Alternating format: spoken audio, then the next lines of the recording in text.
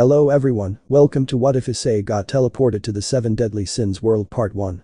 Before we start, please go support Au.Makoto356 for writing that awesome fanfic.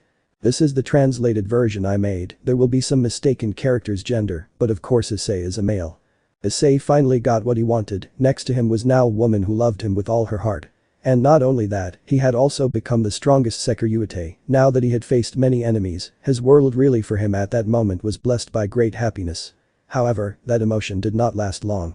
Since one normal day the brown-haired boy was swallowed by a dimensional portal, which in turn caused a great explosion, causing his loved ones to think that he was dead. Outside of Kuoh, he now heads to a world where the power of people far exceeds the 3 factions, and on top of that Issei will have new experiences, which will make him reach the maturity necessary to be a good warrior. Chapter 1. A New World. Issei was slowly opening his eyes as his wounds had completely healed. When he woke up, he could see that he was in a type of forest. He instantly remembered everything that had happened before, which undoubtedly made him sad because maybe he would never see his girls again.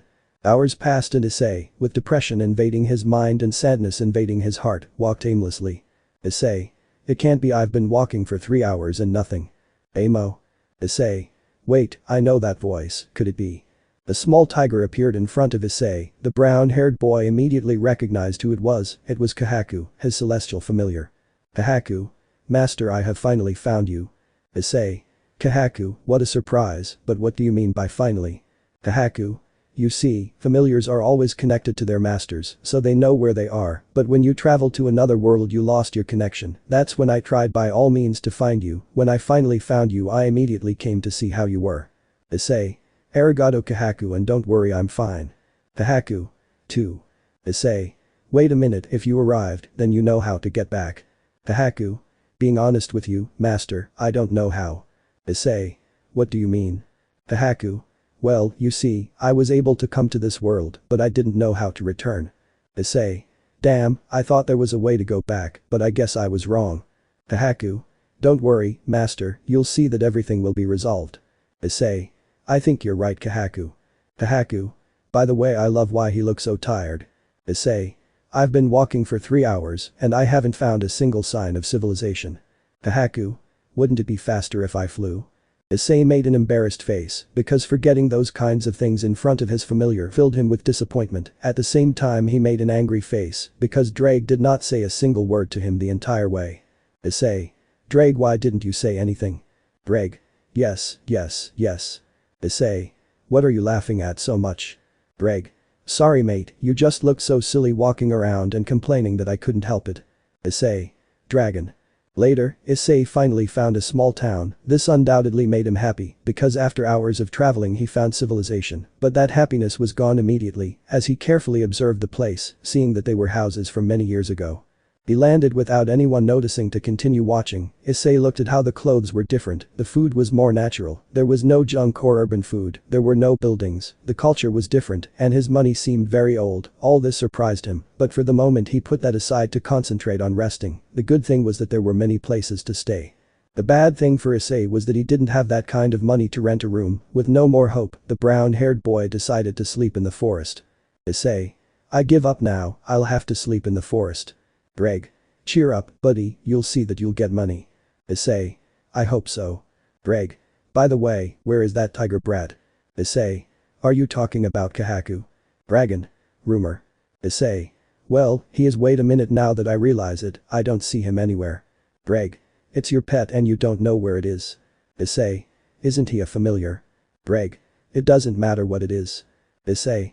Hey, calm down old man, you don't have to get angry. Drake. It doesn't matter anymore, just look for it and that's it. Issei. Damn, where could Kahaku be? Kahaku. I love. Issei. But it's Kahaku. Kahaku. Master has to. Issei. Hey, where have you been? We were worried about you. Kahaku. Forgive me, master, it's just that I felt that something bad was happening, and indeed something bad is happening. Issei. And what is it? Kahaku. An elderly man is being beaten by a group of assailants. Issei. You should have told me before, let's go. The brown-haired boy went to the place as quickly as he could, and when he arrived he saw 3 boys beating up a man of approximately 60 years or older. Robber 1. Hey old man, give us more money. Sir, I swear I have no money left. Ah. Raider 2. Damn old man. Wham. Raider 3. Fine, if you don't want to give us anything, we'll kill you right here. Sir. No, please. Assailant 1. I think you're right, it's time to finish him off. At that moment the three of them took out a knife, terrifying the poor man and greatly upsetting Issei. Kahaku. Amo. Issei sent the three attackers flying with impressive speed. Assailant 1. How dare you attack us like that, damn it. Issei. You deserve it, you're just a couple of disgusting trash, you dared to hurt a poor defenseless old man, now I'll kick your asses. Assailant 1. You piece of shit, now you'll see. The three of them went to attack Issei with everything they had, they took out several knives to try to cut him, the brown-haired boy didn't even flinch at their attacks, as he just dodged them with extreme ease. After a while Issei got bored, so he decided to give each of them a powerful punch, leaving them almost dead. Issei. If you survive this and regret everything you did, you will have my respect, but for now I don't want to see you again. Issei left the alley with the lord, leaving behind some badly injured assailants. Issei. Are you okay, sir? Sir. Of course, thank you very much, young man, I really appreciate it very much. Issei. You don't have to thank me, I just helped you. Sir. Can you take me home please? Issei. Sure. Issei, after walking for a few minutes, noticed a place that was a little strange to him. Issei. This is your house. Sir. That's right, this is my house, don't you like it? Issei. It's not that, it's just that it seems a little strange to me, what I mean is that it is very different from the other structures in the village. Sir. It is because this place is unique. They entered the place, only to see Issei and Kahaku some kind of bar. Issei. Amazing, it's not just his house, it's also a bar. Sir. Indeed, now allow me to introduce myself, my name is Arturo, but you can call me Mr. Arturo. Issei. Nice to meet you Mr. Arthur, my name is Issei Haidu. Arturo. Young Issei, going back to what I said before, I thank you again for saving me from those bandits.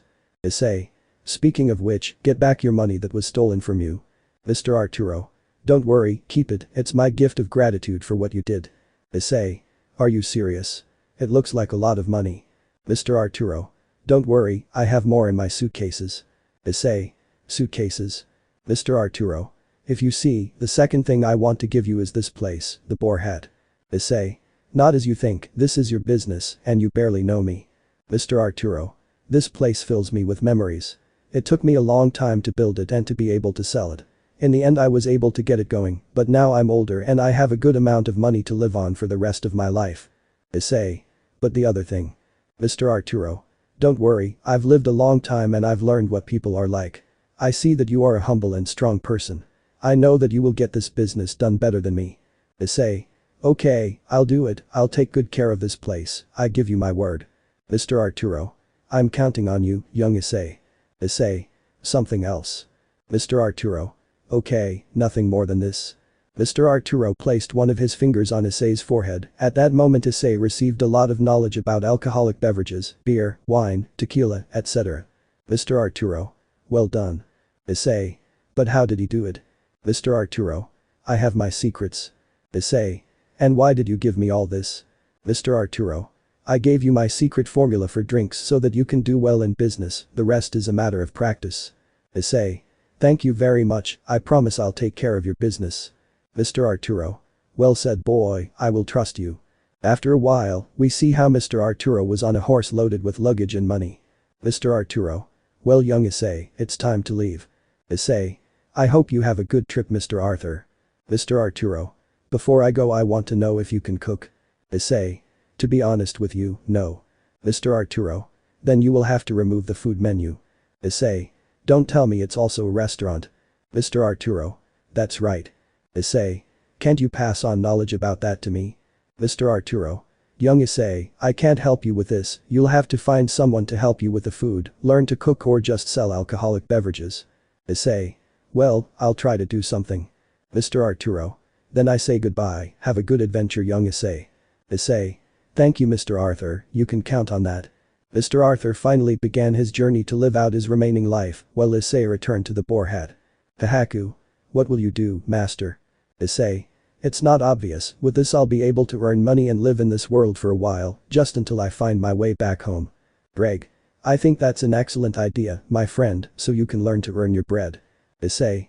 It's true that makes me happy, as always Riaz pays for everything, I can't earn things on my own, that's why I will take advantage of my stay here to improve. Dragon. Gendicho Issei. Hahaku.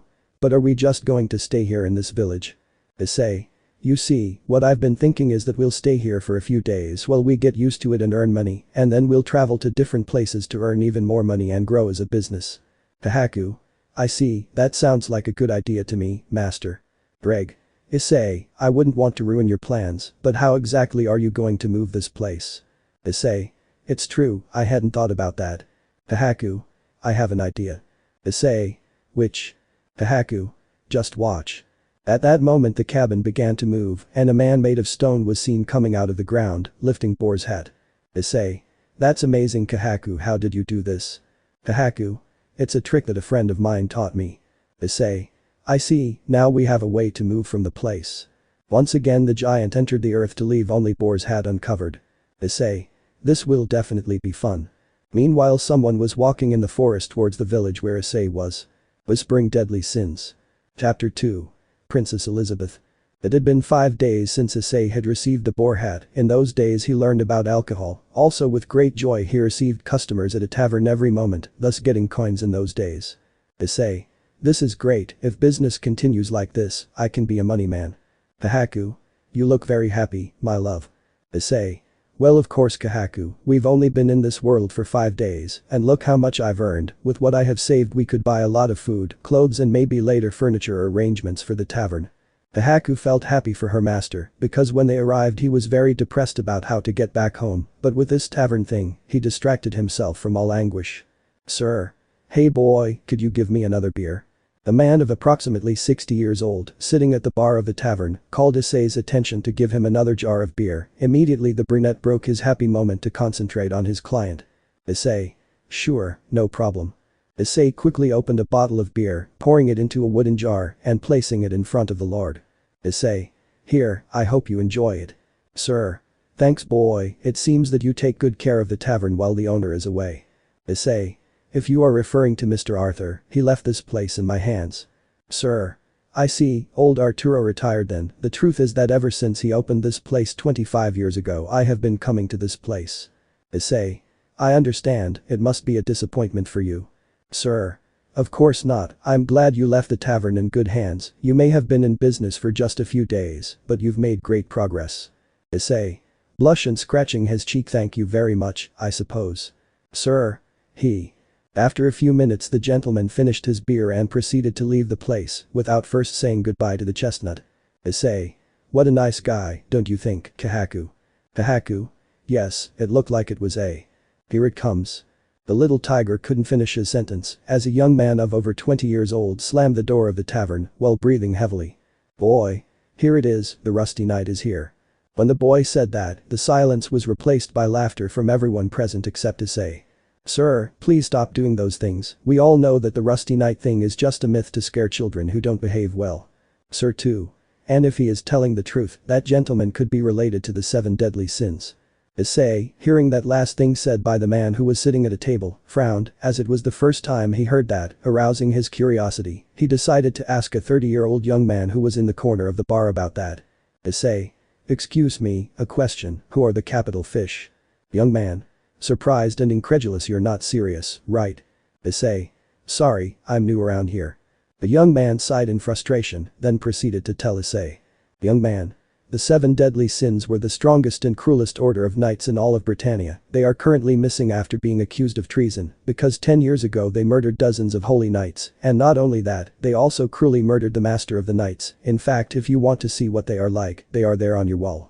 Issei turned his gaze to see 7 sheets that showed each of the 7 deadly sins with their respective name. He was surprised because he had never noticed those sheets on the wall. He put that aside to think things through clearly. The holy knights were perhaps like the ones in the history book he read at school, so he didn't have to worry about the 7 deadly sins. He thought that their power was probably greater than that of a normal human, but no more than a low-class devil, therefore he wouldn't have to be afraid of the 7 sins or the knights. How wrong he was. Issei would regret those thoughts or that pride, because he had no idea of the monstrous power of people in this world. Issei. I see, thank you very much for the information. Young man. You're welcome. Before Issei could say anything else, a roar was heard throughout the tavern. When everyone turned around, they saw a man in armor standing at the door. Boy. THTHTHTHTH is the rusty knight. At that moment everyone screamed in panic and then ran out of the place. When everything was empty, Issei stood in front of the strange knight with a serious face. Issei. I guess you are one of the 7 deadly sins. If you are going to attack, do it now. I'm not afraid of you. Without warning, the knight collapsed to the ground, leaving the brown-haired boy confused. When he saw that the helmet had been knocked off his head by the fall, he saw a very attractive 16-year-old girl. Her hair was a silver tone and she had bangs that completely covered her right eye. Issei. It can't be, she's a girl. Kahaku. Master, shouldn't we help her? She's been walking like this for days. Issei. You're right. Issei removed all the armor, then took the girl to the room upstairs. He laid her on her back to let her rest. He looked at her carefully and without realizing it, she had a big blush on her cheeks. Issei. Damn, this girl is very beautiful. She looks so fragile and delicate that I can't help but blush. Perverted face, incredible. I didn't realize that those breasts are very well developed. Issei was slowly bringing his hand closer to the girl's breasts, but he failed in his mission when he heard a scream from his familiar. Kahaku. But master, it can't be, don't tell me you were trying to touch this defenseless girl's breasts. Issei. Of course not, I just wanted to check that his heart was beating properly. Kahaku. You don't even believe it, do you? Issei. Okay, we're not exactly looking for crimes, just solutions. The little tiger sighed. No matter how much his master matured, he was always going to be a pervert, but the good thing was that he wasn't as perverted as before. About 2 hours passed like this, and when the girl finally woke up, she began to carefully examine the place. Girl. What is this place? Issei. Wow, what joy you finally woke up. Girl. Excuse me, where am I? Issei. Well, you're in my tavern, the Boar Hat. Girl. Her tavern. Issei. That's right, I'm the owner, you don't believe me. Girl. It's not that, it's just that I was surprised, I've never seen someone so young run a tavern. Issei. I guess so. Kahaku. Miss, are you okay? When the girl saw Kahaku, she laughed like a little girl and rushed to hug the little tiger tenderly. Girl. But it's a beautiful baby tiger that talks, it's cute and adorable. Kahaku. I love help. Issei. Come on Kahaku, don't be a party pooper, it's just a hug, you're not going to die from that. Suddenly the girl stopped hugging Kahaku to proceed to put on a sad face. Issei noticed her sadness, so with a warm smile he asked her if she wanted to eat something. The girl nodded. After a few minutes, the girl was sitting at the bar counter, patiently waiting for the food. Issei finally came out of the kitchen to put a plate for the girl. Girl. I really don't know how to thank him, he healed me, gave me shelter and served me food, he really is a good guy. Kahaku. Better eat before thanking. Kahaku knew that her master was not a good cook because the last time he fed someone, he never dared to set foot in the tavern. The girl thanked him for the food and opened her mouth to put the spoonful of food in, but when she did so, she remained motionless. Issei. And how about it? It tastes horrible, right? I apologize, I can't cook very well, let's say. Issei and Kahaku expected the girl to complain, but instead, to their surprise, she brought a few tears to her eyes. Girl. It's bitter but delicious at the same time. It may not taste as good, but the intention is what counts and that makes the food delicious. Issei felt a great warmth inside him from such words. She was one of the few women who had purity in her words, so much so that she even seemed like a princess taken from a fairy book. He left those thoughts to ask her something. Issei. Well, I want to ask you something, what were you doing inside that armor? Girl. I was looking for the 7 deadly sins. Issei. To those knights who annihilated their own. Kahaku. Aren't they bad people? Before the girl could answer, there was a loud knock on the door. Knight. Hey, come out there, we come on behalf of the holy knights. The people here didn't notice that this rusty knight was here, who could be one of the 7 deadly sins. Issei. I see they are looking for you. Girl. But I didn't do anything, I swear. Issei. Yes, I know, sometimes there are annoying guys who get upset about everything, so don't worry, I'll protect you, go out that window and run through the forest while I get their attention.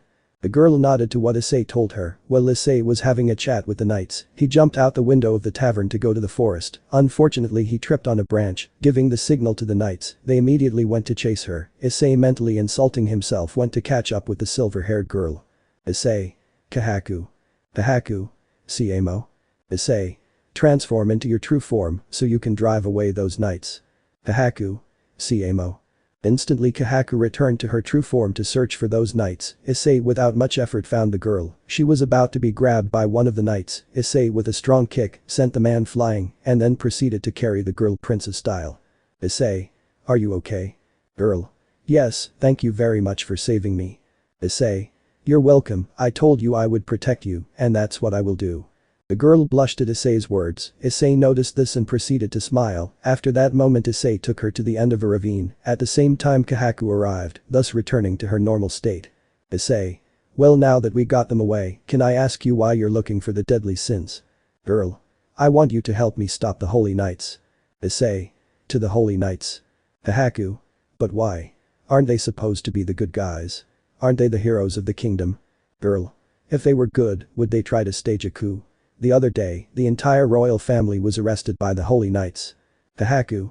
But wasn't the king sick? Girl. That is a false rumor that the Holy Knights spread. I don't know the reason why they want to start a war, but they are recruiting people from all over the kingdom and the surrounding areas to start everything. Without a doubt in a short time they will have all of Britannia at their feet. Issei. I see, but my question now is, what do the deadly sins have to do with this? Girl. They are the only ones capable of stopping the Holy Knights. Issei. But at least you know what kind of people they are. What if they really are the bad guys? Girl. They are an order of knights who have the mark of one of the beasts. Their powers are incomparable. My father has told me that they are good people, and I will continue to believe it. Issei was going to ask something else, but was interrupted by a huge blast of power. At the moment the ground split in half, while the three fell from the ravine. Oops, I forgot to identify if they were the people who reported the complaint. It doesn't matter, I'll say it was an accidental death. Knight. Twigo-sama. Without warning, a holy knight appeared. He was a huge and extremely robust man, with short hair usually combed back and a peculiar curly black mustache. As a knight, he wore a typical armor, with various ornaments and protruding spikes on his arms and legs, and he also seemed to have a normal-sized sword. Knight 2. Twigo-sama. And what happened to Leone-san? Twigo. Never mind that, the mission is accomplished. I'll just say that it was another accidental death. Knight 3. How dare you say that? Twigo. Angry, what you want me to say that you also died by accident? Issei. Hey, you shouldn't treat your comrades like that. The man quickly turned his gaze to see in surprise how Issei had knighted Leone, the white-haired woman in Kahaku. Knight 2. Leone-san is alive. Twigo. What the hell, who gave them permission to survive? I have already declared their death. Issei. Are you okay? Girl. Yes, thank you very much. Twigo. I ask myself, who among these useless people is a member of the 7 deadly sins? The knight looked closely at Issei and the girl. When he saw her earring closer, he put on a slightly sinister smile when he saw a symbol. Twigo. I see, it seems that today is my lucky day. That symbol on your earring belongs to the royal family, which means that you are Princess Elizabeth, the 3rd princess of the kingdom. Issei. Princess Elizabeth. Kahaku. So this girl is a princess. Twigo. They sent a decree to locate you. The order was to take you alive, but if you die in an accident, no one will be able to deny what I tell them. Issei. Run. The girl now known as Elizabeth nodded as she ran off into the woods. Twigo. Are you planning to escape from my truth? Well, that won't work. The man waved his sword in such a way that a glow came out, cutting many trees. Issei pushed Elizabeth to the ground to avoid receiving the attack. Issei. I can't believe he cut down all the trees on the mountain. Okay, Kahaku, go get the giant. Kahaku. Are you sure? Issei. Yes, we have already finished in this town, we need to go to another one, and I have decided to help Elizabeth. Kahaku. So are you going to help her? Issei. Sure, if she says the deadly sins are good, then I'll trust her words. Kahaku. Okay. The tiger ran as fast as possible to the boar hat. Elizabeth. Why? Why did you decide to help me? Issei. Because you are a girl who needs help, I can't refuse that. Elizabeth. I thought he hated me now. Issei. Don't say that, princess, or I didn't promise you that I would always protect you. With a big smile, I will be your guardian angel, Elizabeth. The girl blushed at the brown-haired boy's words, so with a big smile, she thanked her protector. Twigo. Well, I think it's time to finish you off. Issei. That won't happen. Twigo. I think you want to be the first to die. Okay, I'll fulfill your wish. The man attacked Issei with his sword, but before he could be touched, Issei stopped the sword with supreme ease. Twigo. But how? How could you stop my sword? I used a lot of force in that attack. Issei. Aren't you seeing that I just stopped her and that's it? While Issei grabbed the sword with his right hand, with a big smile he took out his gauntlet. At that moment Elizabeth and Twigo were surprised. Twigo. Terrified. Who the hell are you? Issei. Who am I, you say? Let me tell you that I. Issei punched him in the stomach, causing the knight to groan in pain. Issei. I am Haidu Issei, the protector of Princess Elizabeth, and as long as I am with her, no one will be able to hurt her or touch her. Elizabeth. Issei. Fuego. It can't be, I can't believe that a kid like you has so much strength. Issei. With an arrogant smile, be thankful that I made it as light as possible, if I had made it stronger you would have died. Fuego. Very angry, damn you. Fuego with all his strength tried to cut Issei with his sword, but just like before Issei stopped it, but now in such a way that it broke the sword, Fuego could only expect the worst. Issei. Dragon shot. Fuego. What is this power? Why does this boy have so much strength? Ah. The crimson-colored energy ended up consuming the man, an explosion followed next, when the smokescreen cleared, the wounded Fuego could be seen on the floor, with his armor completely destroyed. End of song. Issei. So we look for them. Elizabeth. Happy yes. Instantly a stone man appeared before the two. Issei. Let's go look for those legendary sins. The chestnut carried the princess bridal style to proceed to climb to the giant's head where the tavern was. Gentlemen. Fuego-sama, are you alright? Fuego. Report this to the knights, tell them that a brown-haired boy is accompanying the princess and also that his power is almost equal to that of the 7 deadly sins. Minutes later. Elizabeth. I don't know if our meeting was a work of fate or a coincidence, I wonder what awaits us in the future. Hope or despair. And that's how my adventure in search of the 7 deadly sins with Issei-sama began. 38 miles east of Kane Solger's fortress. So there is a brown-haired boy who is at the level of the 7 deadly sins, now because of his actions he has caused us to put him on the blacklist like the 7 deadly sins. You certainly have no idea what this kid is up against. Chapter 3. Problems with the Holy Knights. We can see a stone giant walking towards the next town, while a silver-haired girl watched all this from her bedroom window. Issei. Elizabeth. Elizabeth. Yes. Issei. Can you come here for a moment please? Elizabeth. Sure, I'll be right there. The brunette gave him a small smile before walking away. Elizabeth. This is a dream come true, I found Issei-sama, maybe he is not a capital sin, but still, I feel that he will be able to help bring us peace. Time skip. Elizabeth. Embarrassed, excuse me Issei-sama, what are these clothes for?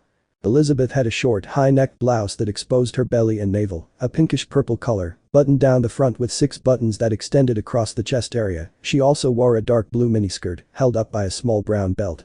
In addition, she wore a bow of the same color as her skirt tied at the neck of her blouse and a long stocking on her left leg, as well as 2 low-heeled shoes of different colors, one being black and the other white.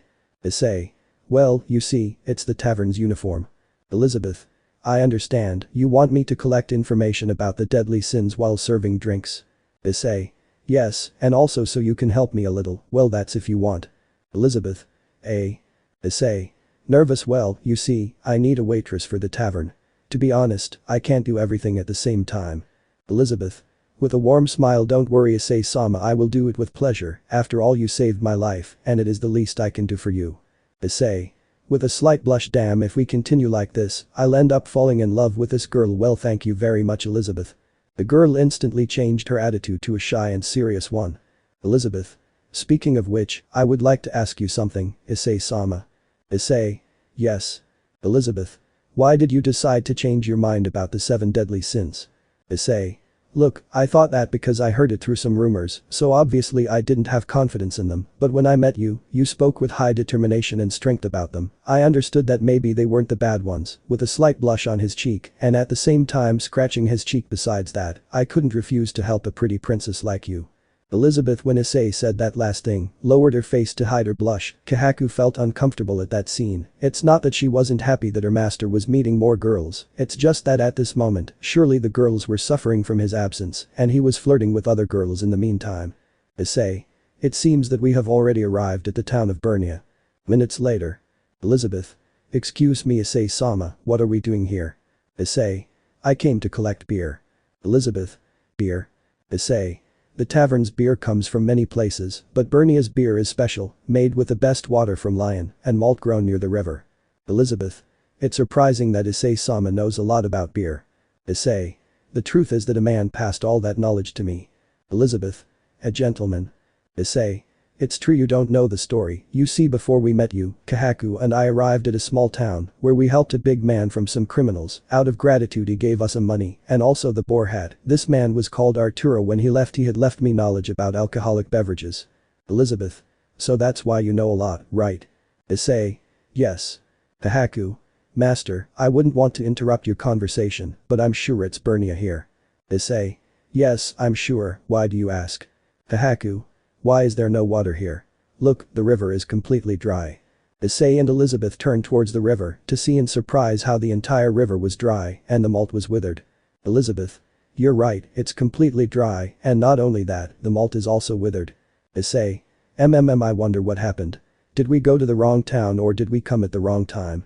Issei, before drawing wrong conclusions, decided to go investigate the town. When the three arrived, they saw with astonishment a crowd of people surrounded. Elizabeth. Why are there so many people gathered? Happy, could it be a festival? Issei. Maybe so. Issei addressed the crowd with a cheerful demeanor. Issei. Hello, hello. Man 1. Huh. Man 2. What do you want, boy? Issei. Excuse me, but what is the festival about? Man 1. What? You must be playing, does this look like a festival to you? Issei. So what do they do? Man 2. We want to take out the sword that the Holy Knight sank. Issei. A Holy Knight sank that sword? But for what purpose would he do it? I can explain that to you. Issei. An old man. In front of everyone appeared an old man of perhaps 70 or 80 years old. Old man. The other day we made a Holy Knight angry, he covered his sword with magic to seal the underground water sources beneath the village. Man 3. Sad and frustrated, if we don't remove the sword from the ground, we will lose all our crops and there will be no more Bernia beer. Issei was really angry, those Holy Knights were definitely wearing out his patience, but he had to keep up appearances since he didn't want to cause a scandal. Elizabeth. A Holy Knight. Could it be that he was the knight that Issei-sama defeated? Issei. If you're talking about that robust man, let's see, what was his name? Well, Twigo, I honestly don't know, maybe it could have been him. Old man. I think you are wrong, children, throughout my life I have met several Holy Knights, this is undoubtedly one of the most dangerous and strongest that I have encountered, that is why only he could get the sword out of there, without that the village is doomed. Elizabeth. That's terrible. Hey, what's going on here? Everyone turned their gaze to see a brown-haired boy of 8 or 9 years old. Old man. It's Mead. Mead. Why all the fuss, friends? I can't believe that sword is the problem. Don't worry, my friends, the 7 sins will solve this. Shut up, kid. Lady. Enough, Mead, because who do you think we are involved in this? Say all the nonsense you want, but do not mention those bastards. You better go bother somewhere else, stupid kid. Yes, please don't make another gentleman angry anymore. You have something against us, kid. Mead. Friends, I didn't do that for fun, I did it. Shut your mouth. We don't want to hear any of your nonsense. Mead, you are an idiot. Mead. You know I hate you all. Because we hate you more. Mead. Shedding a few tears, well. I don't belong here anyway. Bye. The boy named Mead ran to the outskirts of the village without a fixed direction. For their part, Issei and Elizabeth only felt sorry for him. Old man. I feel sad seeing him like this, he really is a good boy deep down. Issei and Elizabeth on their own set out to look for the boy. After a few minutes they had found him sitting on a rock near the dry river. Mead. Who's there? Issei. Don't worry, it's us. Mead. What do they want? Issei. Calm down, we just want to talk. Elizabeth. Mead, the village chief told us that you were a very naughty boy. Mead. What do you care about that? Elizabeth stood in front of Mead, then knelt down to be at his level. Elizabeth. With a warm smile, Mead, I'll tell you something, I was also like you when I was your age. Mead. Eh? Elizabeth. When I was little, my dad always scolded me for doing mischief like you. Mead. Yes. That's what. Elizabeth. I just wanted his attention, my father used to always be busy, one time I climbed a big tree in the garden, just so he would pay attention to me, when he saw me he turned pale as a ghost and climbed up just to get me, of course, he had never climbed one before, so he fell and hurt himself, luckily it wasn't anything serious, I still remember it as if it were yesterday. Mead. Sadly I don't lie to get anyone's attention, you hear. Issei. Then why do you do it? Mead. Well, you see, my parents used to be travelers, but one day when we arrived in Bernia, they died from an epidemic, so the people of the town raised me as one of their own, but none of them were my real family, that's why I lie and do things, because I was jealous that many had what I didn't. Elizabeth. Like the bug in the drink. Mead. Angry but also shedding tears. No, I only did that because that gentleman treats us like we're trash, what he did is unforgivable. Flashback. Village chief. Please enjoy it, gentlemen, we are proud of this year's harvest. The mysterious gentleman emotionlessly proceeded to drink the beverage. Knight. It tastes horrible, I think horse urine has more flavor than this garbage. Mead, upon hearing this, became so angry that he decided to put an insect in the beer. The knight became angry at the boy's action, so he took out his sword and covered it with electricity magic. Village chief. Please gentlemen, don't do it, excuse him. Without caring about anything, the knight thrust his sword into the ground. Knight. This will be your punishment for your insolence, from this moment your disgusting drink will cease to exist. In flashback. Elizabeth and Issei were surprised, they couldn't believe that level of evil, then the two took on a different appearance, while the silver-haired girl was sad, Issei felt great anger, everything the knights were doing was unforgivable, in order to conquer Britannia they would do whatever it took to get it. Mead. We children and adults spend a lot of time harvesting, and for what? For that bastard to come and insult us like that. Elizabeth. And what about the 7 deadly sins? Mead. That wasn't true, I said it because if the gentlemen are looking for them, then they must be the good ones. Elizabeth was about to speak but was distracted by some noises coming from the village. Mead quickly ran to the village with Issei and Elizabeth. Night 1. Listen up, idiots, if you don't manage to get your sword out before sunset, you'll have to pay 10 times more taxes than usual. They are damn. Without water we won't be able to sell beer, much less pay 10 times more. Night 2. Silence. Not only did they offend a holy knight, but they also claimed to be friends with the 7 deadly sins. Damn if Mead hadn't said that. Without expecting anything else, Mead appeared in the center to try to pull out the sword. Gentleman 1. No way, it's no fun if only this kid is trying to get it out. Knight. The tax will rise 20 times more. Mead puts down that damn sword, we all know you'll never be able to get it out. Don't make things worse, you silly boy. Village chief. Enough is enough. Boss. Village chief. Mead is not to blame for all this, rather we are to blame, who hurt our pride as distillers. Was it Mead or the knights? His actions were only anger towards those who hurt us. At that moment everyone remained silent to think things over better, instead of fighting for what they love they were blaming everything on a poor orphan child. They decided to help Mead, but all the men of the village tried hard to get her out, but couldn't. The knights who came to collect taxes almost died of laughter, they really enjoyed seeing that scene. Night 1. You see, he's not even moving, ha ha ha ha. Mead. Please halt. Night 1. Ha ha ha ha, they are desperate. Gentlemen 2. Let's sit down and drink more of this cheap garbage. Night 1. Cheers to the idiots, ha ha ha. The two were going to clink jars to celebrate, but without realizing it, Issei had taken the jars from them. Night 1. What happened? Issei.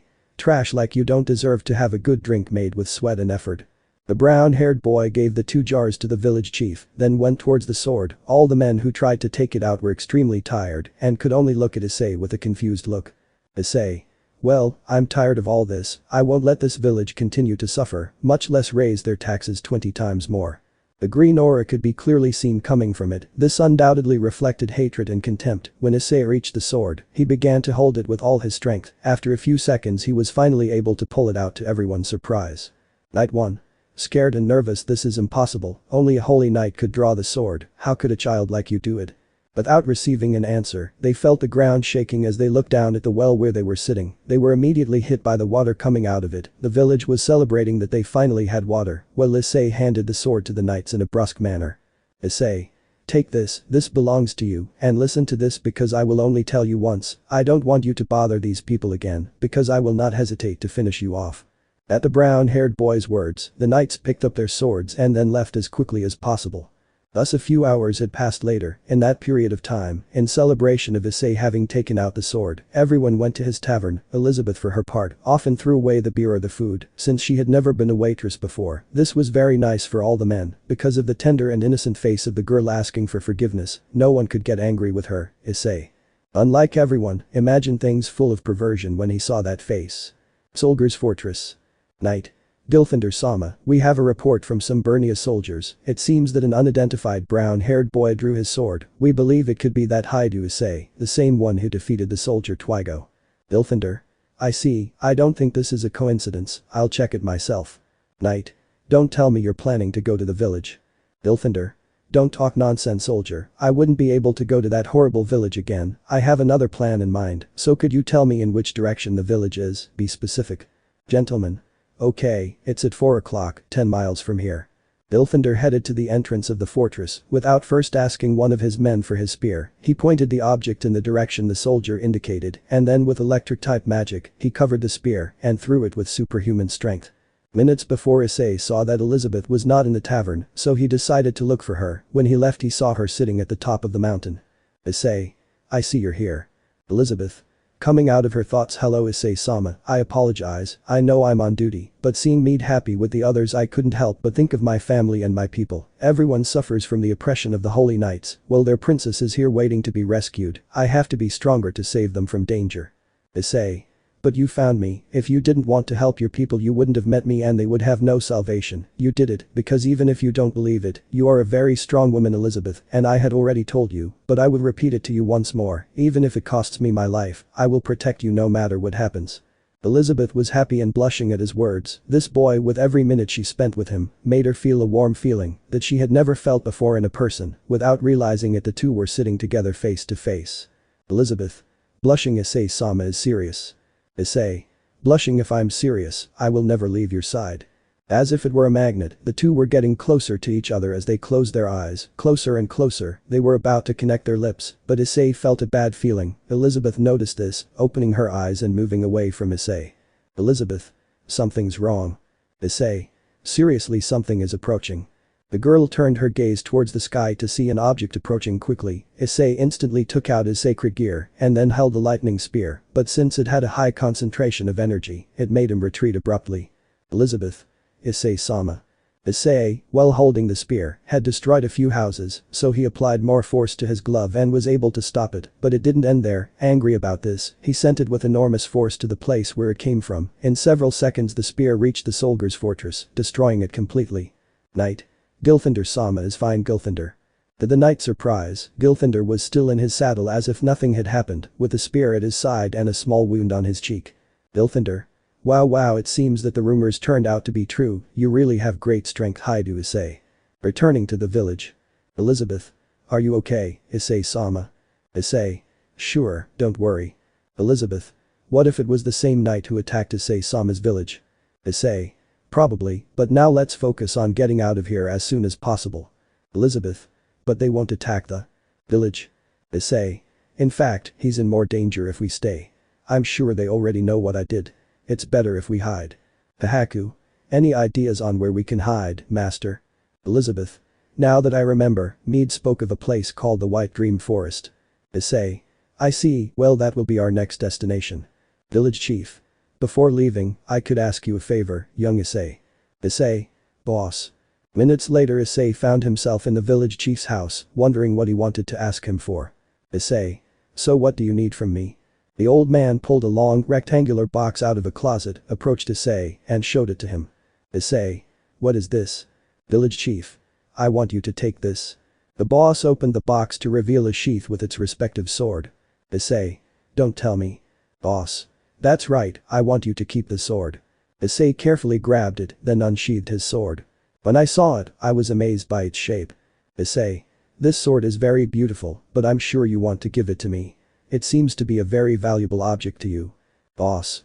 Yes it is, but you need it more than I do, you see, my grandfather found that sword, when he was young he entered a cave by accident, in it he found that sword and kept it, but he couldn't use it, he kept it for several years, until he decided to give it to me, sadly I couldn't use it either, I saved it for a special occasion, and finally that day came, you came to save the village.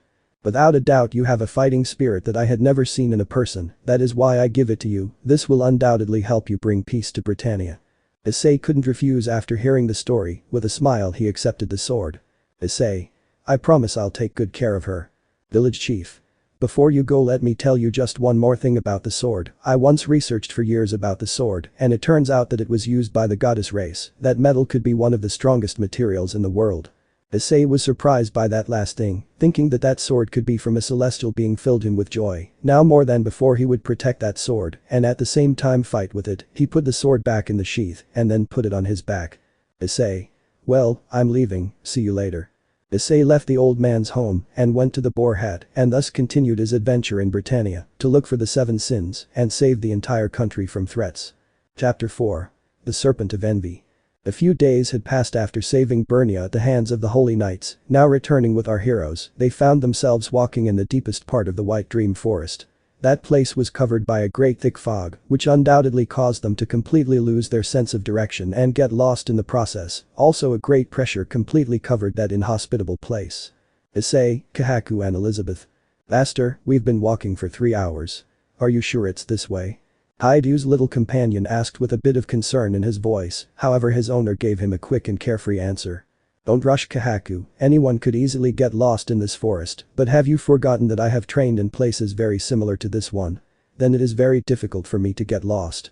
Kahaku, unable to deny Issei's logic, sighed before remaining completely silent. By the way, Issei-sama, I have never asked you. Issei. What? Elizabeth, doubtful of the power of the one who was going to help her on the trip, asked, taking advantage of the situation. What kind of power do you have? And if my question offends you, please forgive me, I'm just curious about the person you are. Issei with a melancholic smile, proceeded to tell him about the strange power he had. Ito, how do I tell you? You see, I am a celestial dragon, to be more precise, I am the Red Emperor Dragon. Elizabeth was shocked by the information, what he meant by Red Emperor Dragon. Her head was trying to process and understand those words. Sekiryuutei. But what do you mean by that? Inside me is one of the celestial dragons, you see where I come from there are dragons by category. First are the normal dragons, these despite being the lowest, their power can devastate cities or a large number of people. Then there are the 5 great dragon kings, these have such great power that they could even destroy an entire continent. Elizabeth, totally in shock and with endless ideas in her head, wanted to ask more about the subject, but on the other hand, she was beginning to understand what the brown-haired boy was trying to get at. So after those dragons come the celestial dragons. Issei. Correct. If there is one inside you that gives you strength, there must be more. Issei, seeing Elizabeth's nervousness, with an amused smile, spoke to reassure her. You don't have to worry about that, there are only 2 celestial dragons, one is me, and the other is my friend rival. That doesn't worry me, Issei-sama, how do you keep them from getting out of control and wanting to escape to destroy the world? That will never happen, if they wanted to they could do it, however they don't do it, and that is because for centuries they have been passed from person to person. Elizabeth, relaxing at that answer, decided to ask more questions she had about it. So if they destroy it is because of the desire of their bearers. That's right, but you don't have to worry so much about it, my rival, and I have no desire to end the world, on the contrary we want to save it from threats. That being the case, I am very glad that the celestial dragons are not evil, and above all that one of them is you. Why do you say that? Because you are a person who would not have those ideas of conquering or destroying, and that makes me admire the person you are. With those words, Elizabeth lowered her face a little to cover the slight blush on her cheek. On the other hand, the brunette felt a pain in his chest for a few seconds, accompanied by a blush. Kahaku, feeling uncomfortable about the embarrassing situation she experienced, decided to ask Issei about the information given by him. I forgot to mention that Miss Office and Great Red are the most powerful dragons, even more than Mr. Drake and Mr. Albion. It will be later, enough of what I said. I don't think Elizabeth wants to worry more about unimportant issues than she already has now, so at other times when we are alone, I will tell her where I come from, about the factions, the clans and about the gods. I understand.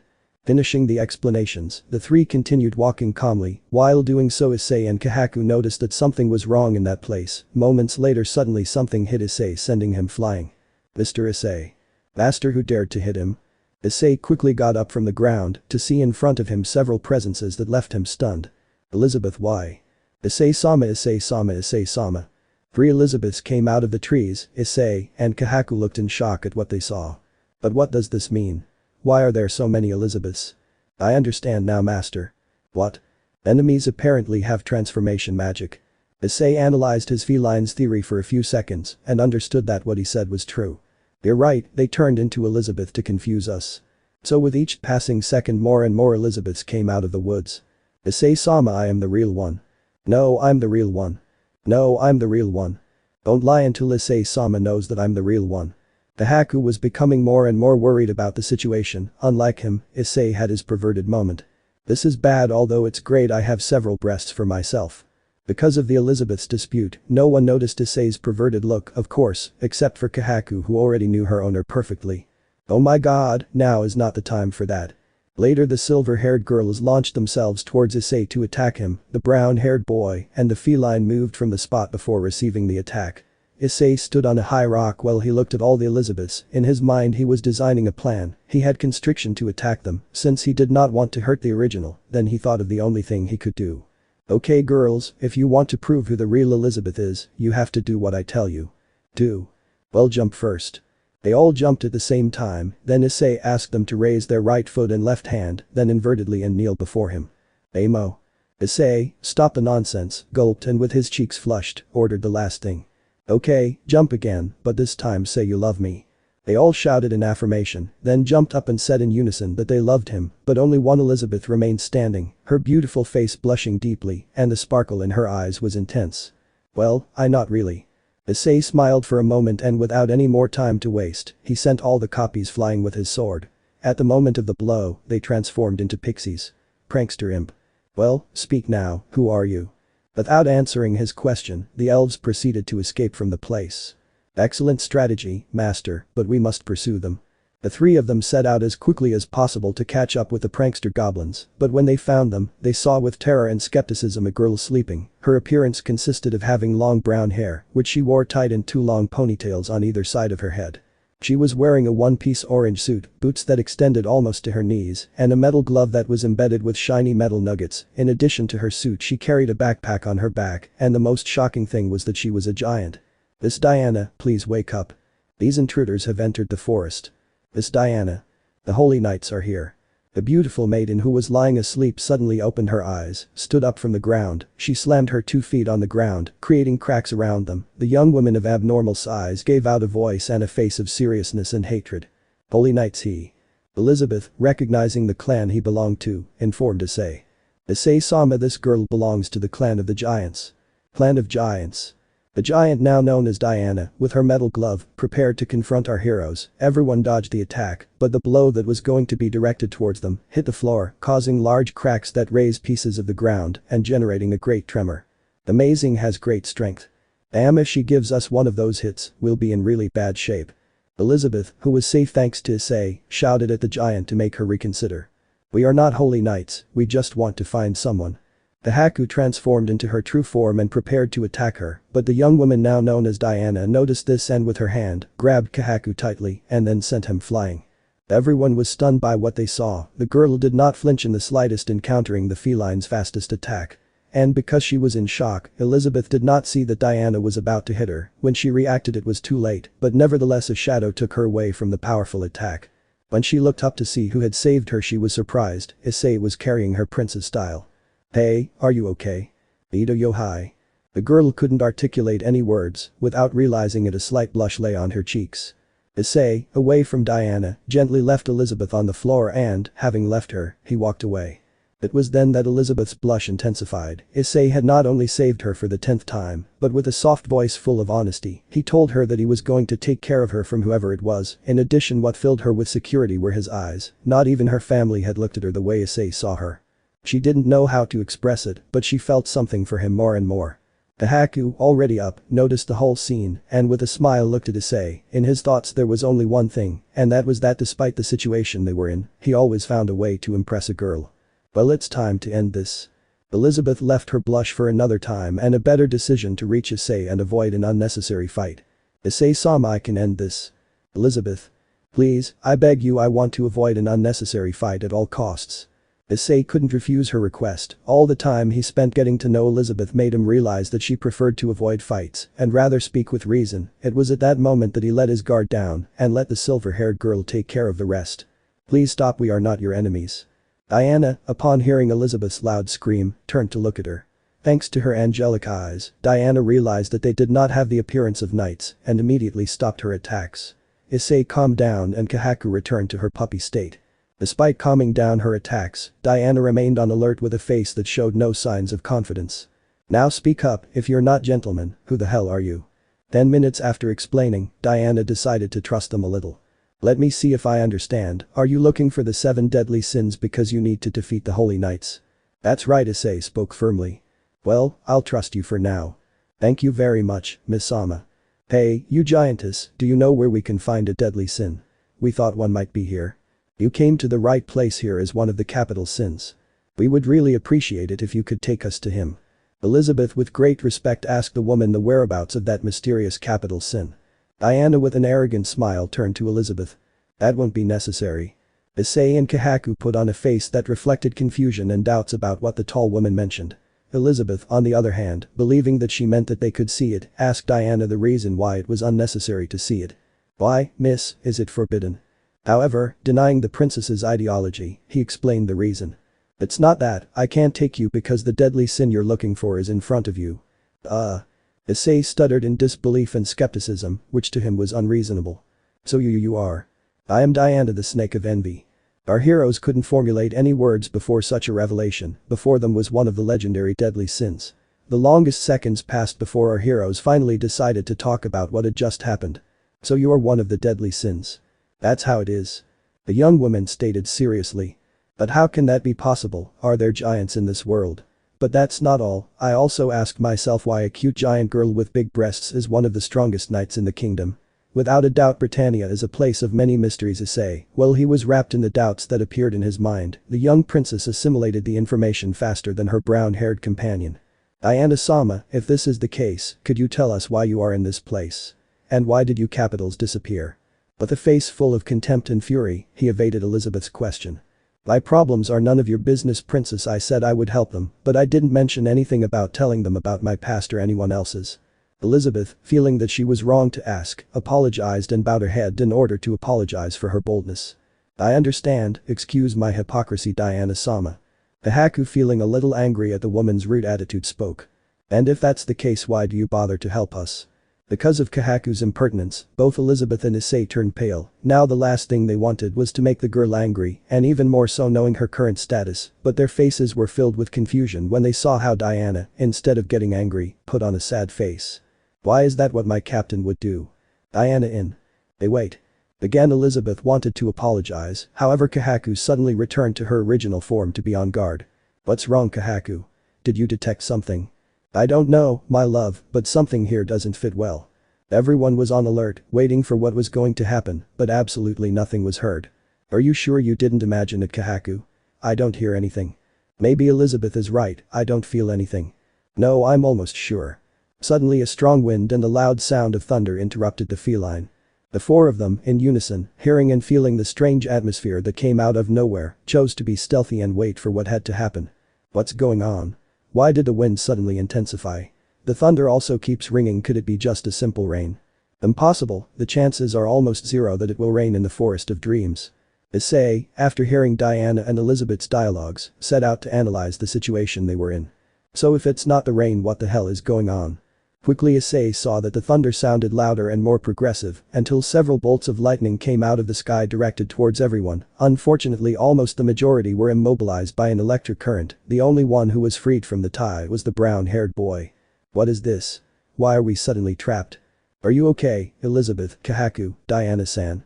I love this, it wasn't a coincidence, someone must have done this to us.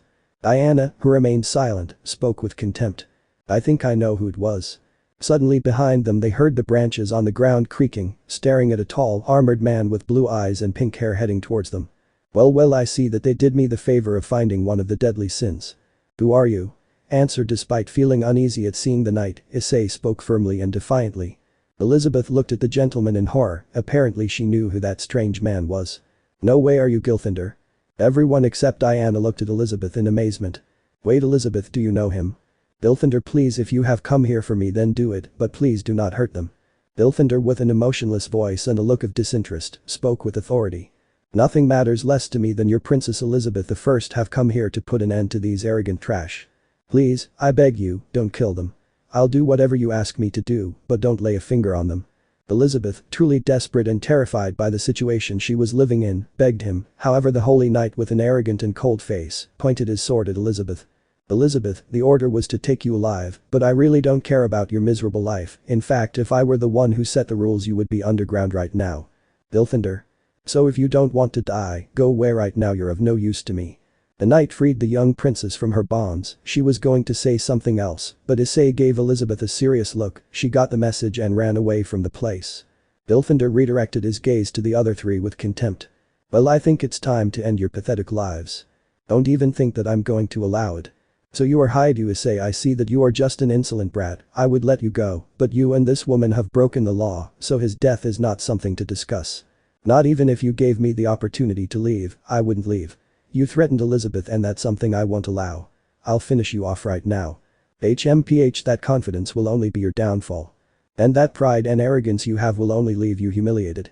Dirty peasant, if you want it that way then I will eliminate you. The holy knight channeled his lightning magic into the sword, which was being covered in a large torrent of electric rays. Issei unsheathed his sword and then grabbed it with both hands, later covering it with his draconic energy. Chiches. The battle began, the two clashed their swords at great speed, causing a strong torrent of air around them. While the two swords were joined together wanting to push the other back, the brown-haired boy looked angrily at the knight. "Dsky? Why do you want to kill us? Just for doing the right thing? You talk about justice, but I see the opposite. You say we are trash when you torment a poor princess and her people. Tell me, where is the justice in that? Our business is not your problem, kid. Don't play with me." The brown-haired man applied more force to his grip, pushing the knight back a few meters. "I see that what they said about you was true, but don't think that you can defeat me with those simple attacks." The knight, after finishing proclaiming those words, vanished in front of him. Issei was initially confused, however he did not let his guard down. He knew that Gil was going to attack him at any moment. Then two voices called him. "Master, be careful. Issei is behind you." He didn't have time to react when a whisper was heard near him. "I will show you the difference in power that you and I have. Pretty. Emperor's punishment." The knight moved his sword in a specific sequence, causing a powerful beam to come out of the sky, heading towards Issei. The brown-haired boy used his reflexes to cover himself with his sword, and at the moment he did so the great beam collided with the sword, causing a great wave of light. DSKKKK, contra-attack. The powerful lightning bolt changed from blue to yellow. The knight was stunned at what he was seeing, not only by what he did, but by what he used to do it. Diana, who had already escaped the electric current, looked at the scene in the same way as Gilthander. Apparently the two recognized that technique. Back with Issei, the devastating attack headed for Gil, the knight reacting quickly dodging the attack. This great beam raised a large number of trees. The others looked in shock at the large long crater that Issei caused. Gilthander with a seriousness engraved in his eyes. "I see that attack he made is that of that bastard. I guess I underestimated him. Maybe the soldiers weren't exaggerating. This kid is very strong. I'll have to finish him off quickly." Issei, who was breathing heavily, was mocking the knight. "Wow, are you surprised? Come on, where is that gentleman's pride?" Diana looked at Issei carefully. There undoubtedly had to be a logical explanation as to why he knew that technique. "It's not possible. How can that boy know that technique?" Gilthander, who had remained silent until now, decided to speak. "Now I am stronger than the deadly sins together. Now I am stronger than the deadly sins together." The knight began to clearly respect those words in front of everyone. "But what is that gentleman saying?" Kahaku said it with exacerbation. "Hey you, what do those words mean?" To this the knight only responded with a few words. "It's time to get serious." Issei, noticing that the knight wasn't telling any jokes, nervousness began to appear in him. "What are you saying?" The knight again channeled electrical rays into his sword, got into a battle stance, and in a few moments was behind Issei. Without letting him speak, Gil gave Issei a strong kick that sent him flying, then with his Emperor's hammer technique, he proceeded to cut him. Issei rolled around on the ground to avoid the attack, which hit the ground causing large craters. Then Issei got up and made a great leap, and to his bad luck Gil was behind him. "You're slow." The knight charged another of the Emperor's hammer to try to hurt him, but again, Issei managed to block the attack with his sword. Although he blocked the attack, it did not prevent the magnitude or force of it from sending him crashing into some rocks. When the brown-haired boy got up, he received a cut on the back of his shoulder and then was sent flying with a powerful electric blast. Issei was left lying on the floor, worrying the others. The knight put his sword back into its sheath and proceeded to walk towards Issei. When he arrived, he pushed him with his foot so that he was on his back and not face down. "Now I ask you, where did that confidence of yours go? I see, so you are the knight who attacked the town of Burnia. That sword and that energy I recognize now that I realize it. You disgust me, your death is before your eyes, and yet you still have the nerve to babble. But on the other hand, I thank you, thanks to you I found another capital sin. Now I only have 3 of them left." "What do you mean 3 deadly sins? I thought there were 7. "Now that you are finished, I can tell you the story. The Dragon of Wrath, or the captain of the 7 sins, is dead. His clothes were found stained with blood inside a cave on the outskirts of Lyons. The Fox of Greed is imprisoned. He lives in the prison of Baste. The Bear of Sloth lost his life and is currently buried in the capital of the dead. On the other hand, the Goat of Lust also lost his life, but his body was cremated in this pot. And the other 2 have not yet been located. So I see that 2 of them are still missing, 2 have died and the other is locked up. Now that you know this, you can abandon the idea of looking for the 7 sins, and it is best that you look for the light of your hope." Gilthander turned to look at Elizabeth for a few seconds before seeing the brown-haired boy indifferent again. "But before I finish you off, I will kill that princess once and for all." "Hey wait, you said you weren't going to do anything to him." The knight drew his sword and ran straight towards Elizabeth to exterminate her. Elizabeth, seeing that Gilthander was going to end her life, closed her eyes expecting the worst, however the attack never came. A few seconds passed, and when she opened them, what she saw terrified her. In front of her lay Issei protecting her.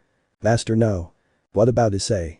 Don't look at me like that, Elizabeth, you know that my job is to take care of you at all costs. There is nothing else since you decided to travel with us. I swore to protect you no matter what happens. Maybe we have only known each other for a few days, but I am already starting to love you. Remember this, Elizabeth, the first will always be there to protect you. It doesn't matter if I can't do it alone against the knights, I will be there for you. Issei finally looked at her with a smile and a warm gaze before collapsing to the ground. When Issei fell face down, a stream of blood came out of his back, revealing a large deep wound. Elizabeth looked in terror at what had happened and in complete shock. Diana, without any more time to waste, took advantage of Gil's distraction to send him flying with a powerful kick. Elizabeth suddenly began to cry and scream the brown-haired boy's name. Issei-sama, please answer, Issei-sama, Issei-sama, Issei-sama. Meanwhile, far away from there, specifically in the based prison, 4 people were gathered together listening to the words of a woman. Well, Juriko, what is your report? The woman who was bowing before them was a young woman of slender build, with light hair that extended down the left side of her face, and was usually tied in a ponytail at the back. Her clothes that she wore consisted of a black coat over her armor, which was adorned with a cross on the left side, and a larger cross that covered the back. Underneath the armor, black clothing was similarly formed. Lastly, she had metal gauntlets covering her arms, while metal greaves and sabots covered her legs and feet. The holy knight standing in front of her had peculiar armor.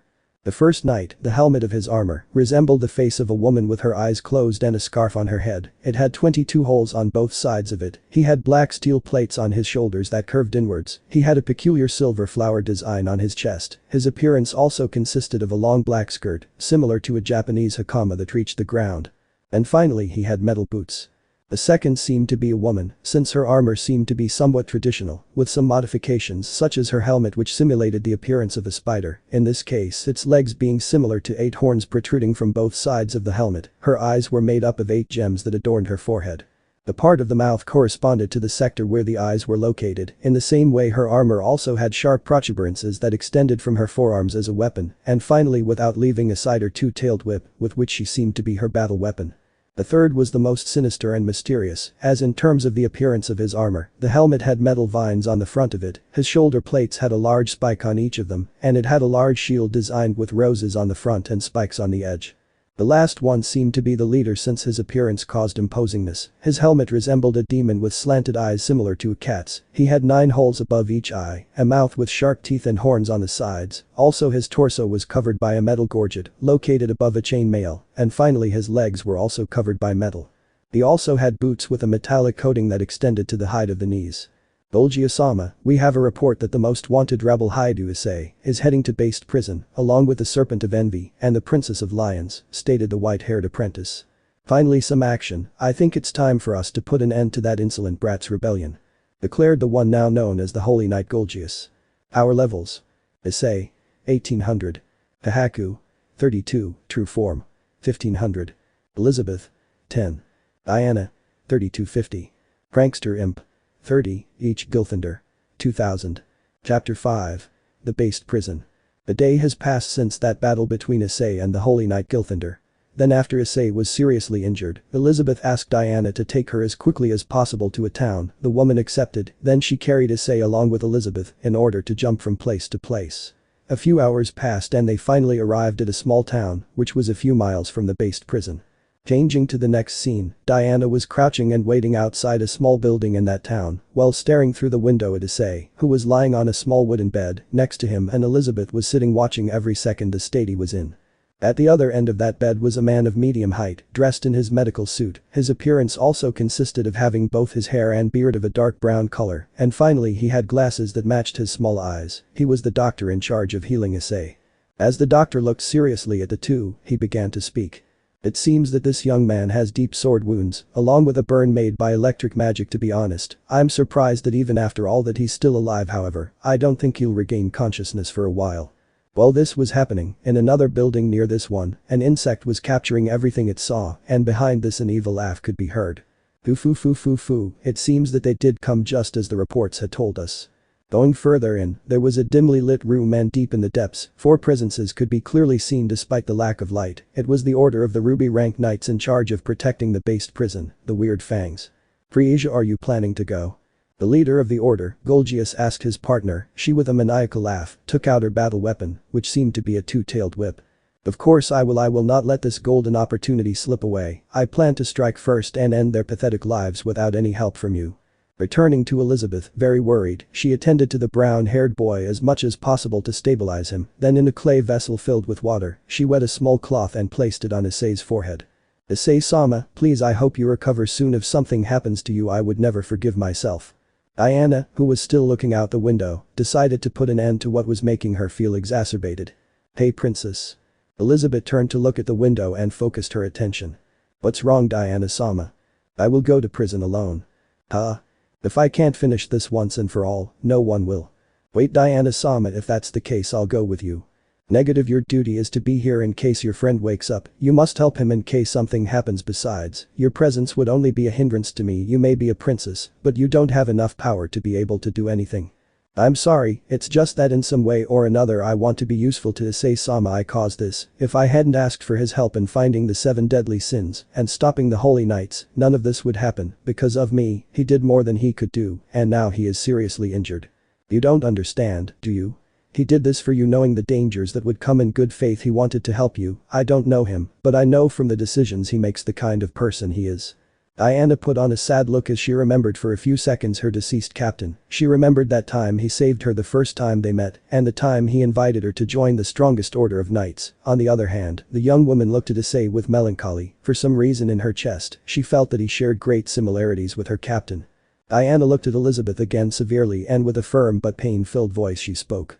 Of course, I'm not like that. I stopped wanting to help a long time ago, but when I saw your friend do what he did, I remembered my captain, I remembered what he was willing to do to help people, then I realized that I must not stay away from everyone. I must firmly accept that I am still a woman who followed in his footsteps, and that now I must follow them. Diana, same. I didn't agree to go with you because of your problems or because you're the princess, but because it's the right thing to do and it's what my captain would have asked me to do. Elizabeth lowered her face and became sad again at being reprimanded for a capital sin. However, she knew she was right. If she wanted to help she had to do it within the possibilities she had. I have sometimes wished to have such strength. I want to have the strength to defeat the holy knights, to have that strength to protect the people important to me. If I had that power or that strength, then I would no longer be weak and I would no longer have to be a hindrance to Issei-sama. Diana didn't say anything else and stood up to prepare to go to the prison, but before she could do so, screams were heard throughout the town. Look at the sky, it's covered by a dark cloud. Approaching the village quickly. Run for your lives. Elizabeth opened the windows of the room, only to see what everyone was worried about. In the distance, a kind of cloud was heading very quickly towards the town. Black clouds. What does this mean? Could it be the presence of Gilthander? No. Diana, same. I don't think it's a black cloud. Elizabeth looked more closely at the strange phenomenon that was happening, and as she got closer to the place she was able to identify, terrified, what it was or what they were. That sound and those wings, does that mean they're bye-bye? Bugs? Diana finished the sentence with a look that denoted anger. When the insects arrived at the place, they all began to spit out a substance in unison that caused a disintegration of matter, and so it was possible to see how all the structures that received this liquid were disintegrating. Run, it's a plague of poisonous bugs. Wow. Every man for himself. But why are those bugs attacking us? Could it be possible that it's an attack from based prison? But it doesn't make sense. The only thing is that a holy knight is doing this. While Elizabeth declared this very worried and terrified, Diana was still in the same state.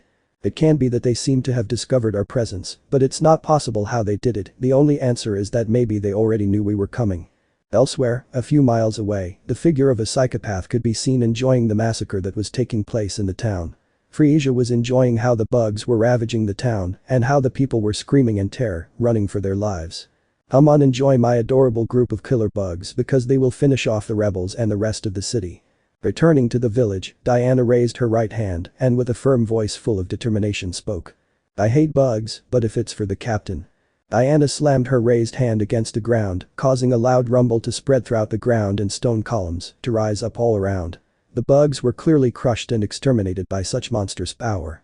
I'm ready for anything. Knight Frisia, who was watching from afar, was stunned. In a matter of seconds, the large number of bugs she had turned to dust. It can't be. I'm going to kill all my bugs. This is incredible. Diana-sama's power is great. Elizabeth was amazed and surprised by such power. Thanks, but now is not the time for that. Take care of your friend, I'll go and put an end to this headache once and for all. Diana, without any more time to waste, ran at great speed towards the prison. Elizabeth nodded at Diana's order, then went into the room and closed the windows. While this was going on, a rumor had already spread in Based Prison that one of the deadly sins was fighting outside, and in the meantime, there was a person who had also heard this information. In a specific cell, 2 soldiers were guarding the entrance. Hey, I don't know about you, but I don't like this at all. What are you talking about? I mean, if one of the 7 sins is here, wouldn't that mean that the one who is here? It's impossible. Even if he had the guts to do it, it's difficult for him to escape from his cell. Who says that? The hoarse voice was heard behind the door, surprising the knights, and then the door was kicked down. What happened? How could he escape?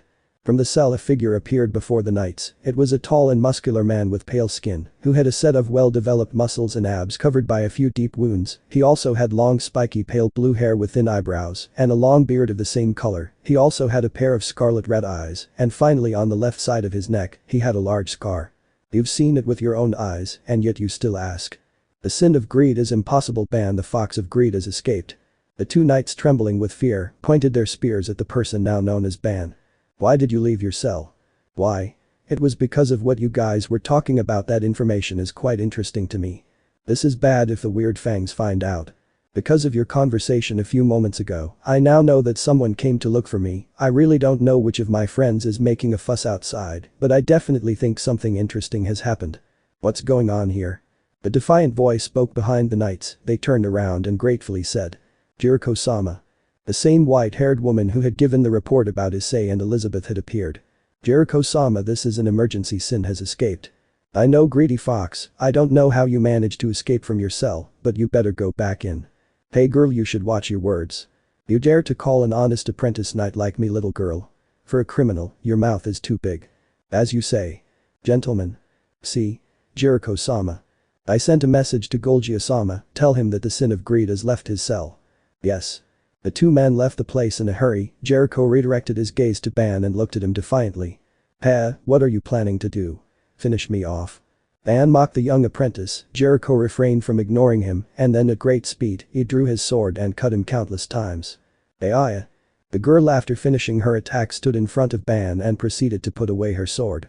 I told you talk too much. Wow, I really appreciate it. Huh? Jericho's expression changed to one of confusion and astonishment. You cut it too well. I guess it's better than I expected. Seriously girl, you have talent for doing these things. Instead of seriously injuring him, the white-haired woman had cut off his beard and hair. This has to be a joke. How can you be unharmed after receiving my attack full on? Well, I think it's time for me to get serious. Back in the village, Elizabeth didn't take her eyes off Issei. She was still worried as she wanted to see him open his eyes. Issei-sama, please, I need you to wake up. I don't want to feel this negative feeling inside me. Seconds later, the doctor who was treating him entered the room. How is the patient? He is sleeping deeply, thanks to the medicine he received from you. I don't know, but it seems that he is dead. But that would be impossible, of course. In fact it is. Elizabeth wiped the sadness from her face and replaced it with one of confusion. I appreciate that you did your part, Mr. Dana, you really did a good job. A deep voice was suddenly heard throughout the room. Elizabeth stood up from her place and with her gaze began to search for that strange voice. What is going on here? Who are you and what do you want? Instead of the voice waiting for him to respond, Mr. Dana was the one who spoke. I used a mixture of several poisonous plants to make it extremely deadly, so this boy will never open his eyes again. Angry and worried, Elizabeth held the doctor's clothes tightly and spat at him for what he did. What do you mean he used poisonous plants? Didn't he say it was a medicine to heal him? I know we don't know anything about this boy, but from the rumors we heard about him, it was clear that we were going to have a hard time finishing him off. That's when we took steps to stop him, without causing unnecessary damage. Who's there? Show yourself. Elizabeth desperately prayed for the appearance of that voice. Moments later, without realizing it, a man in armor appeared behind her. Excuse me for my boldness, princess, allow me to introduce myself. My name is Golgius. I am the holy knight and leader of the order, the Weird Fangs. Elizabeth turned around in fright and saw the knight, who was staring at her. You are a holy knight. That's right, Princess Elizabeth, I've come to take you with me. Golgius turned his gaze to Issei's lifeless body. But before I do that, I must completely finish with the boy. The knight pulled the sheet in order to completely uncover Issei. He prepared to put a finger on him, however before he could do so he was forcefully held by Elizabeth. Humph. Enough, please don't hurt Issei-sama. Floor. Bulgius, exasperated and offended by such impertinence, slapped the princess, sending her to the ground.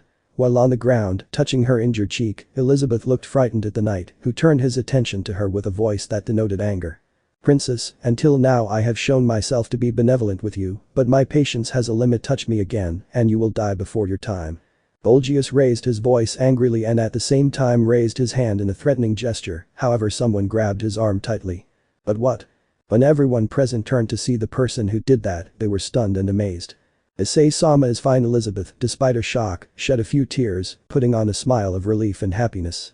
But this is impossible. He can't be alive after having received the poison. Dr. Dana was skeptical at what his eyes were seeing. He couldn't bear to feel fear and astonishment. Issei was standing as if nothing had happened, because his locks covered much of his face. They couldn't see his countenance, however the voice with which he spoke showed the anger he had. "How dare you? Hey, let go of my arm." Ignoring her words, Issei spoke calmly, but his voice showed coldness and anger. "How dare you lay your filthy hand on Elizabeth?" Issei raised his face and revealed the expression he had, frightening those present. The brown-haired boy's hazel eyes turned into purple pupils that were terrifying just by looking at them, and on his forehead was a very strange mark having the same color as his eyes. Bulgius, showing the fear he had, looked at Issei's face. "What? What is that mark?" "You know, I don't know who you are, but I'll just say that whoever dares to lay a hand on Elizabeth will not come out unscathed." At that moment, a pressure took over the entire room. Issei's power was so great that the aura he emanated was very thick. Before Bulgius could speak, he suddenly felt a sharp pain in his abdomen, and when he realized it, he had already been sent flying out the window. Indeed, Issei gave him a strong blow with such intensity that Bulgius was shot out of the building. Elizabeth saw this in astonishment. With a simple blow the knight was sent flying. She was going to ask Issei what he did, however the brown-haired boy could not stand and fell to his knees. Quickly seeing this, Elizabeth went to help him. "Is Issei-sama okay?" Issei, upon hearing the princess's voice, regained his sanity and looked up only to see Elizabeth's. "Elizabeth, is that you?" "If it's me, Issei-sama, tell me, are you okay?" "Yes, I think so, but what happened?" "You see, what happens is..." Elizabeth told him everything that happened after the fight she had with Gilthander. Issei was amazed by everything that happened while he was unconscious. "I see, that's what happened." "Indeed, Issei-sama. What I wonder is how I am still alive after having drunk that deadly poison." Issei understood everything the silver-haired girl told him. The only strange thing for him was the fact that the poison was not effective against him. He kept in his mind that after this he would talk to Drake about it, since at that moment he had to end the current problem. "And Kahaku, where is she?" "Don't worry about Issei-sama, he will arrive later." "I see, I suppose you're coming with the tavern?" "That's how it is." The brown-haired boy sighed and then stood up. "Well, it's time for me to catch up and fix this problem." "Issei-sama, are you sure you want to go out and help Diana-sama? Her wounds haven't healed yet." Elizabeth didn't finish her sentence because she stared at the boy's torso, only to discover that all the wounds had healed. "By what?" Issei had a confused look. "But how did he do it?" Elizabeth couldn't be happier than ever. Not only had Issei woken up, but his wounds had mysteriously healed completely. She unconsciously placed her hands delicately on Issei's chest. On the part of him not expecting that reaction, he had a blush on his cheeks.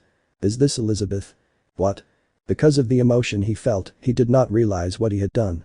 "If you want to be possessive with me, I think this is not the time for that." Elizabeth, listening to the brown-haired man's words, watched closely as he touched her toned abdomen with his hands. She came back to reality, and her cheeks quickly turned a deep red. "No, I didn't want to." Elizabeth removed her hands as she stammered and denied what she did.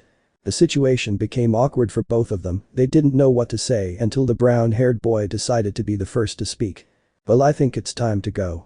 Elizabeth, who kept her gaze away from him, nodded without saying anything. Issei, putting aside what happened, put on his white shirt, buttoned it, and then placed his sword. "I think it's time to go on stage." Issei clashed his fists and with a very determined look, he prepared to enter the battle. Our level. Issei. 900, boosted gear. 3500, strange mark. Elizabeth. 10. Diana. 3250. Van. 3220. Bulgius. 710. Frisia. 630. Girko. 270. Let me know in the comments below if you guys want the next part. Also check out my other video that has been shown in left. Thank you for watching. If you enjoyed this video, please like and share this video. And have a fantastic day. Bye.